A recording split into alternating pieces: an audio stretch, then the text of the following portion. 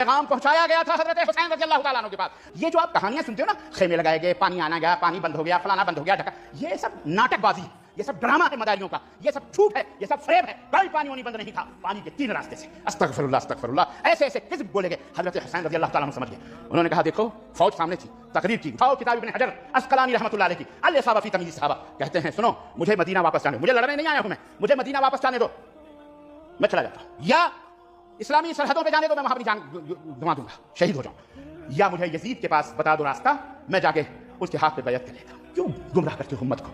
حضرت حسین لڑنے نہیں گئے تھے، حضرت حسین یزید کے باغی نہیں تھے. اور جاؤ مجھے کوئی ایک روایت حضرت حسین کی بتا دو جس میں انہوں نے یہ کہا ہو کہ میں نے یزید کی ہاتھ پہ بیعت نہیں کرنی ہے. جاؤ ایک روایت بتا دو کہ اہل البیت میں کسی نے بھی یزید ابن معاویہ کے خلاف ایک زبان کلمے اہانت بھی کہیں ہو. جاؤ. یہ سب شیعی روایتیں، جھوٹ، مکر، فریب. اہل حدیث مکتب فکر شرک و بدعت کے کام کو چھوڑ کر یزید کو بچانے میں لگ گیا، اس کے بارے میں آپ کا کیا موقف ہے؟ میں کیا موقف دوں گا، یہ تو آپ نے ان سے پوچھنا ہے کہ وہ کیوں لگ گئے ہیں. دیکھیں شیطان ڈرل کرتا ہے. شیطان کو یہ پتا تھا کہ اہل حدیث کے عقیدے سب سے بہتر ہیں امت میں. قرآن جن عقیدوں کی بات کرتا ہے وہ اگر آپ کو صحیح معنی میں کسی مکتب فکر میں نظر آتے ہیں نا، وہ صرف اہل حدیث ہے. دیوبند، بریلوی، شیعہ، یہ کوسوں دور ہیں ان عقائد اور نظریات سے جو قرآن میں آئے ہیں، خصوصاً عقیدہ توحید کے حوالے سے. تو شیطان وہاں تو ان کو مات نہیں دے سکا.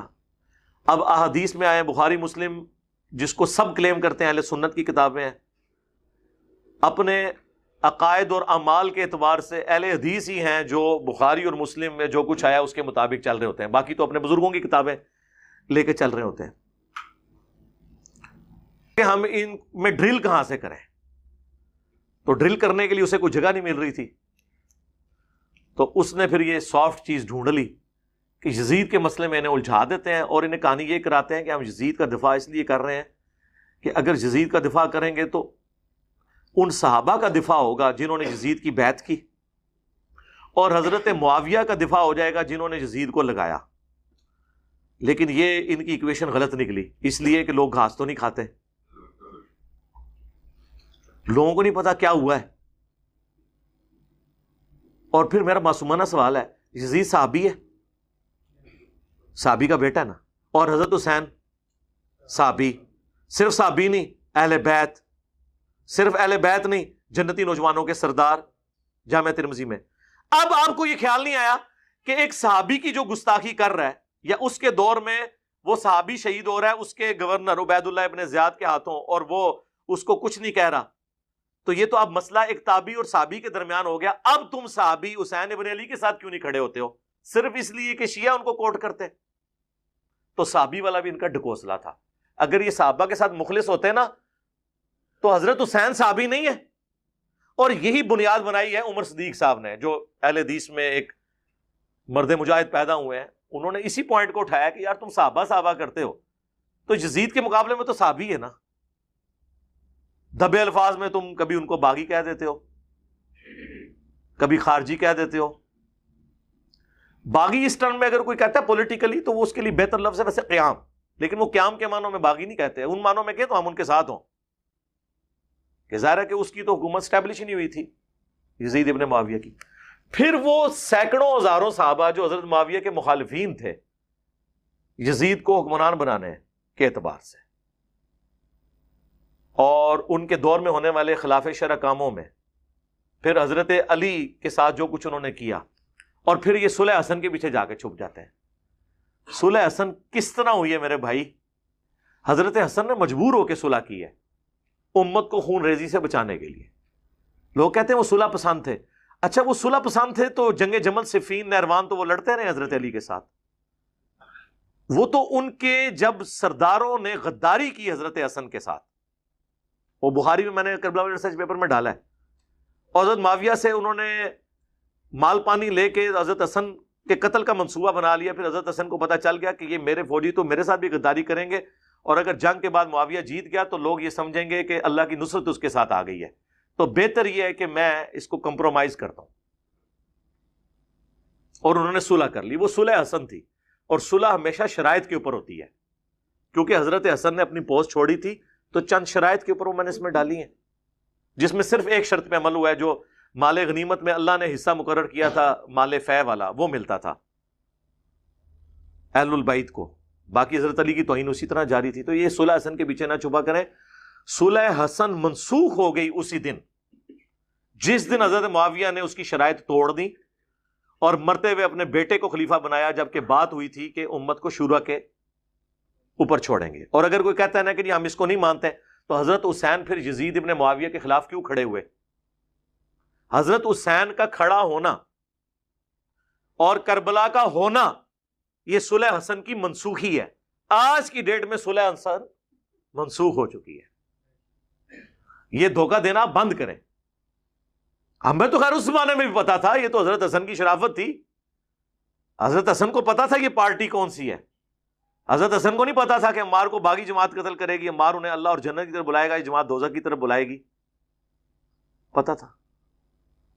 امت کے مفاد کے اندر انہوں نے ایک کمپرومائز کیا، اس کمپرومائز کے پیچھے آپ سارے معاملات، اور یہ کہتے ہیں نہیں جی صلح حسن کے بعد کوئی ایسا کام نہیں ہوا۔ تو میں نے تو مسلم شریف سے 6229 نمبر جو حدیث بیان کی ہے، لعن اللہ ابو تراب پر اللہ کی لعنت، نعوذ باللہ، یہ تو حضرت معاویہ اور ان کے بعد میں آنے والے ادوار کے اندر یہ سارے کام ہو رہے ہیں۔ تو آپ کس طرح کہتے ہیں صلح حسن کے بعد وہ سارے کام ختم ہو گئے تھے؟ اور میں خصوصاً دیوبند، بریلوی اور اہل الحدیث ان سے یہ ریکویسٹ کروں گا کہ آپ لوگ تو بڑے شد و مد کے ساتھ حق چار یار کا نعرہ لگاتے ہیں، تو اس نعرے کے اندر ہی قیامت مضمر ہے۔ اس کے بعد سیاست معاویہ زندہ باد نہ لگایا کریں، خلافت راشدہ حق چار یار یا خلافت راشدہ زندہ باد یہ نعرے لگایا کریں، تو ہم بھی آپ کے ساتھ کھڑے ہوں گے۔ آپ کو بھی یہ بات پتہ ہے کہ یہ نعرہ کیوں آپ نے ڈیوائز کیا تھا، لیکن اب آپ ان لوگوں کی وکالت نہ کریں کہ جن کی وکالت کرنے سے، یعنی بنو امیہ کی وکالت کرنے سے، اور بنو امیہ سے مراد میری حضرت عثمان غنی رضی اللہ تعالیٰ عنہ یا عمر بن عبدالعزیز رحمہ اللہ تعالیٰ نہیں ہے، ان کے پیچھے بنو امیہ کو نہ چھپایا جائے، ادر دین ان کے ہیں۔ تو ان کی وکالت کر کے آپ شیخین کی، خلفائے ثلاثہ کی توہین تو نہ کروائیں۔ جو مقدمہ جس طریقے سے ہے اس کو ایکسیپٹ کریں، ادروائز اگر آپ اس طرح کے معاملات کو لے کے چلیں گے تو پھر ظاہر ہے کہ امت کے دل دکھے ہوئے ہیں۔ بعض لوگوں کو اس وقت بات سمجھ آ گئی، بعض لوگوں کو بعد میں بات سمجھ آئی، بعض لوگوں کو آج بھی سمجھ نہیں آ رہی، حالانکہ ہم احادیث دکھا رہے ہیں، اپنا ذاتی فتویٰ تو نہیں پیش کر رہے۔ یہ چھپتے تھے حضرت عبداللہ ابن عمر کے پیچھے کہ جی وہ تو یزید کی بھی بیعت انہوں نے کر لی۔ بخاری مسلم میں آتا ہے کہ جب واقعہ ہرہ کے بعد یزید کی فوجوں نے جو مدینے پر چڑھائی کی، شہادت حسین کے بعد علیہ السلام، اہل مدینہ نے بیعت توڑ دی یزید کی، تو عبداللہ ابن عمر لوگوں کو منع کرتے تھے بیعت توڑنے سے۔ میرے بھائی وہ جن کو منع کر رہے تھے وہ کوئی انجینئر صاحب کے اسٹوڈنٹس تھے؟ ایٹ لیسٹ تابعین تو وہ ہوں گے نا، بلکہ صحابی بھی تھے، عبداللہ ابن متی، ان کے پاس گئے، وہ بیعت توڑ رہے تھے کہ بھائی حضرت حسین کو انہوں نے قتل کر دیا، اس کے بعد کون سی گنجائش رہ گئی ہے۔ اور یہی عبداللہ ابن عمر ہے جن کے بارے میں مجمع الزوائد کے اندر المستدرک للحاکم میں آتا ہے کہ اپنی موت کے وقت وہ کہتے تھے مجھے کسی بات کا کوئی غم نہیں ہے، میں نے پوری زندگی پیشن کے ساتھ اللہ کی اطاعت میں گزاری ہے، سوائے اس بات کے کہ میں نے باغی گروہ کے خلاف حضرت علی کے ساتھ مل کر قتال کیوں نہیں کیا۔ جو بات عبداللہ ابن عمر کو اپنی موت کے وقت سمجھ آئی، حضرت علی کے ساتھیوں کو ان کی زندگی میں سمجھ آ گئی تھی۔ یہ کوئی چھوٹی بات ہے، لہٰذا عبداللہ ابن عمر کو کوئی کوٹ نہ کیا کرے۔ اور یہ عبداللہ ابن متی جن کا نام بخاری مسلم میں آیا نا، انہی کے بارے میں وہ جو آدھی روایت تاریخ ابن کثیر البدایہ والنہایہ سے کوٹ کرتے ہیں نا کہ جی وہ محمد ابن حنفیہ جو حضرت علی کے بیٹے تھے، حنفیہ نامی عورت سے، وہ کہتے ہیں میں تو یزید کو ملنے گیا، میں نے تو اسے قرآن و سنت پہ بڑا عامل پایا۔ جن کے باوجداد نے قرآن و سنت کو مہجور کیا ہے ان کے بارے میں وہ یہ کمنٹس کر رہے ہیں۔ تو وہ کہتے ہیں دیکھیں توثیق کر دی، اس کے آگے بھی لکھا ہے کہ یہ بات کس سے کر رہے تھے؟ عبداللہ ابن متی سے۔ عبداللہ ابن متی صحابی ہیں، اور وہ صحابی ہیں جن کو گٹھی نبی علیہ السلام نے خود دی ہوئی ہے۔ جب یہ پیدا ہوئے تھے انہوں نے 6-7 سال کی عمر میں حضور کو دیکھا ہوا، اتنے لاڈلے صحابی ہیں۔ تو وہ کہتے ہیں کہ یزید کے کرتوت ایسے ہیں کہ قریب آسمان سے پتھر برس پڑے۔ تو عبداللہ ابن مطیع صحابی ہیں اور محمد بن حنفیہ صحابی نہیں تابعی ہے. جب صحابی اور تابعی کا کول ٹکرائے گا تو ہم صحابی کی بات کو مانیں گے. ویسے تو یہ صحابہ کی رٹ لگاتے ہیں, وہ یہ اسی طریقے سے ہے, وہ جیسے لوگ عشق رسول کی رٹ لگاتے ہیں, لیکن جب رسول اللہ کی کوئی بات پیش کی جائے تو ماننے کے لیے تیار ہی نہیں ہوتے. تو اللہ کے فضل سے یہ معاملات بالکل کلیئر ہیں. اب کسی نے نہیں سمجھنے تو وہ نہ سمجھے. اور بہرحال عمر صدیق صاحب کو مشورہ دوں گا کہ آپ جو کچھ کر رہے ہیں یہ ادھوری جنگ ہے. آپ لا الہ پہ پہنچے ہیں, الا اللہ کہنا ابھی باقی ہے.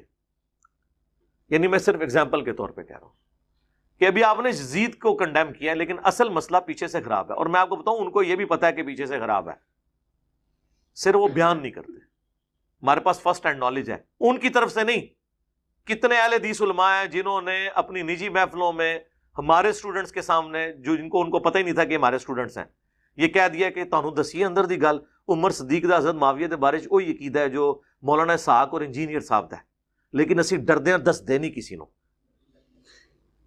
وہ دس بھی بیٹھے, مجھے تو پہلے ہی پتا تھا. اور وہ آج سے نہیں ہے, شیخ زبیر رئی صاحب کا بھی وہی نظریہ تھا.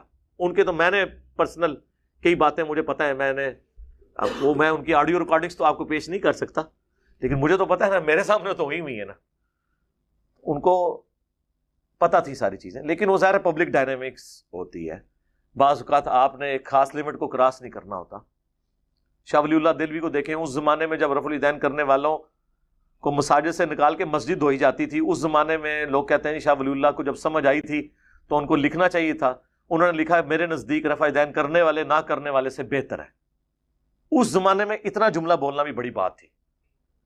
ایک سٹیپ تو انہوں نے طے کروا دیا نا. مولانا مودودی کے بارے میں لوگ کہتے ہیں اتنا انٹلیکچوئل آدمی ہے, مرتے دم تک حنفی کیوں رہا؟ اس لیے حکمت کی وجہ سے. ڈاکٹر اسرار صاحب کو تو میں خود گواؤں, انہوں نے خود میرے سامنے کہا کہ جو فقہ حنفی یہ تو ہے ہی اجمی ہے, قرآن و حدیث کے خلاف ہے. میں نے کہا ڈاکٹر صاحب آپ پھر رفع الیدین کہتے ہیں میں کبھی کرتا ہوں, کبھی ان کی وجہ سے چھوڑ دیتا ہوں کہ چلو ان کو میں اپنے قریب کروں. باقی مجھے بھی پتا ہے کہ نماز رفع الیدین سے ہے. اور سب سے بڑا ثبوت یہ ہے کہ ڈاکٹر اسرار صاحب کی ایک ویڈیو نماز والی ریکارڈ ہے.